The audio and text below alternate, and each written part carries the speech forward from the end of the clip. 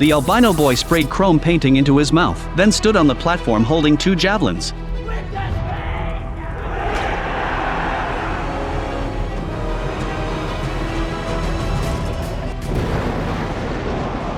He was one of the fiercest warriors in the Wasteland, and there were thousands more like him. They all served a man who was neither human nor ghost, the ruler here Immortan Joe, who drank 3 pounds of breast milk every day. Nuclear war had turned the world into a scorched wasteland, and the survivors roamed the desolate land, fighting for scarce resources. In this world of wasteland, women could only be used as breeding tools, and all the beautiful women belonged solely to Joe. Today, a newcomer arrived. Her beauty and health made her stand out in this place because she came from the only oasis in the Wasteland Green Place. A few days ago, Furiosa and her sister were picking peaches when they suddenly discovered a group of uninvited guests. She quietly approached their motorcycles and cut the fuel line with a knife. But just as she was about to do the same to the second motorcycle,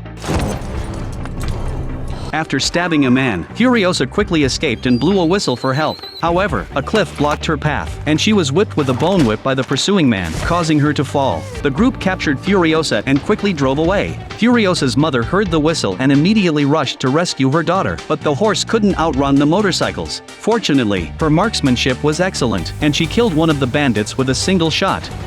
She then rode his motorcycle and continued the pursuit. Following the tire tracks, she caught up with the remaining 2 bandits who were about to return to their nearby base. Worried about accidentally hurting Furiosa, she shot out the motorcycle's tire but couldn't stop the last bandit from taking Furiosa back to the base. The bandit, excited, shouted to meet the leader to claim credit. A healthy and beautiful girl was invaluable in this wasteland, especially since he had discovered a fertile oasis. Furiosa realized the seriousness of the situation and knew she had to silence the bandit to prevent her homeland from being plundered. She secretly rolled the whip hanging around the bandit's neck into the high-speed spinning wheel.